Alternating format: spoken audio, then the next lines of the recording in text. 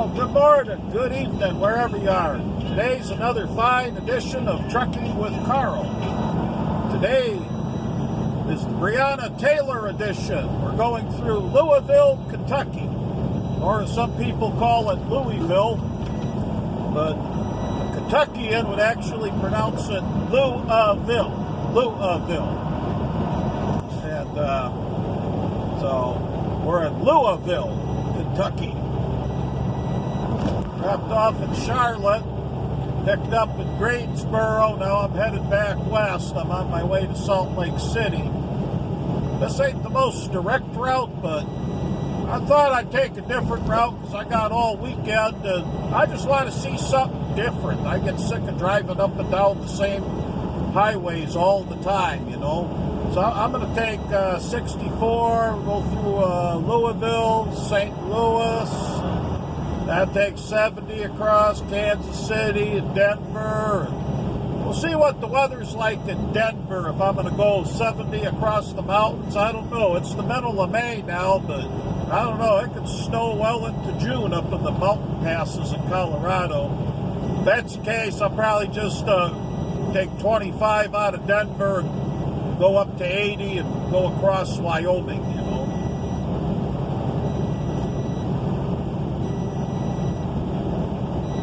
Stupid beeping. Problem with this automatic truck is you can't hold the low gear, and the shifter it doesn't work the way you need it to. Okay, we gotta pay attention here. Here's the ramps. I'll go 64 towards St. Louis, and shortly we're going to see the skyline and the riverfront. So. Bear with me here.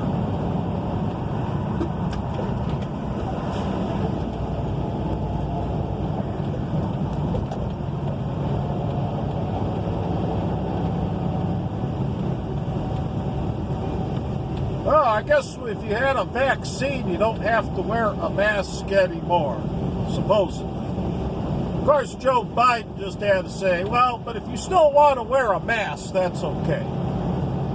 I got the J&J. Okay, we're coming up on the scenic part now, if you pay attention, coming up ahead here. See the sky, that's the skyline of Louisville, Kentucky.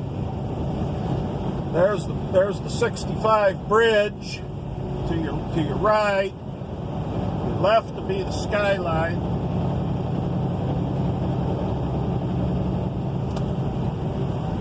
I think I gotta get over here.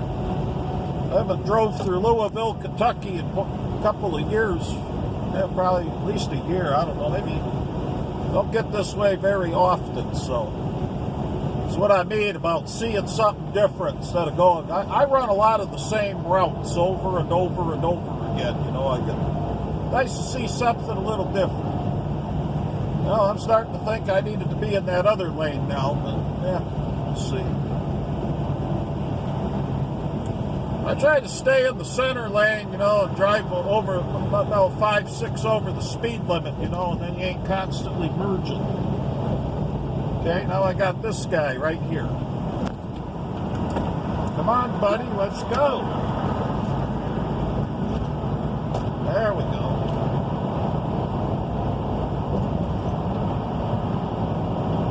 Coming up shortly, we're going to be crossing the Ohio River. That's the river there in the background. I don't know if you can see it from this elevated highway here. You can see the bridges. I don't know if you can see the water.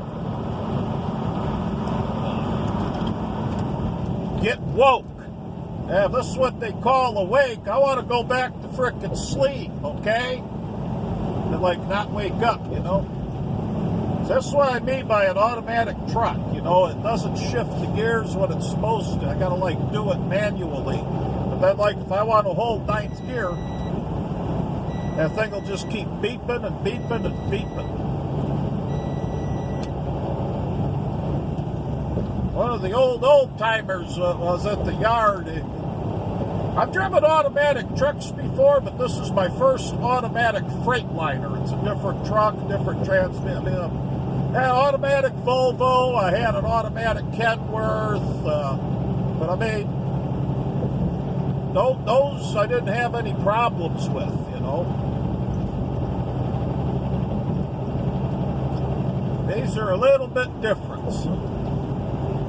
But that's the way of the world. There ain't many 10-speed trucks anymore unless you want to go be an owner-operator, you know, because companies, most fleets are going automatic. So if you're going to work for a company, you're going to be probably driving an auto-shift truck.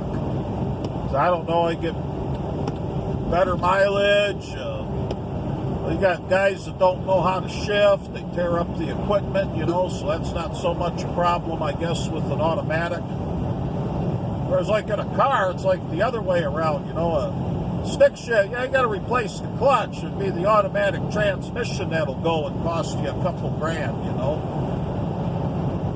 Shit, probably like $5-6 grand nowadays. I haven't had to replace the transmission in probably 15-20 years now. All right, we're coming up on the Sherman S. Mitten Bridge. I'll be damned, there's a bull hauler driving the speed limit.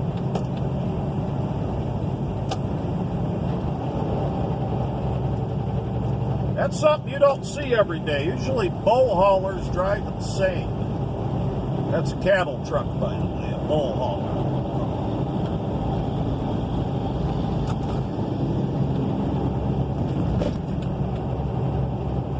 That's kind of like I wouldn't say it's a once-in-a-lifetime thing, but that's something, I mean, very rare.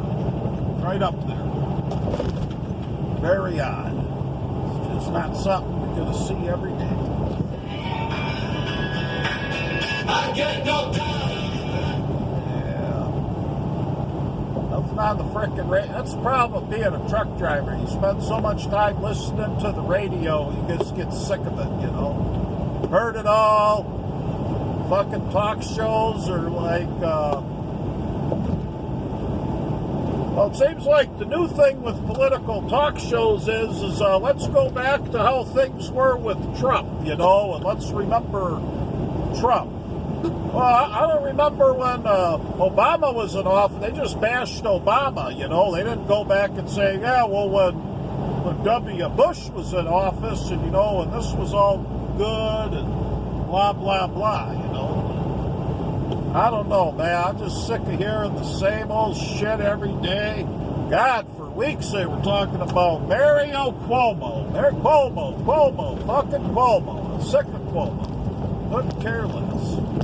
All right, here we go. The Sherman S. Mitten Bridge. We're going to be crossing the Ohio River. When we get to the other side, we'll be leaving Kentucky. We'll be in Indiana. There we go.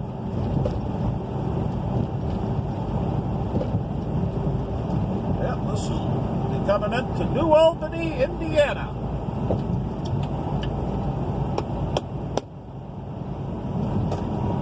Turn your turn signal off, you doofus.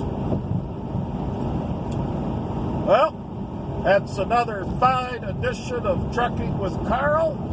So long, take care.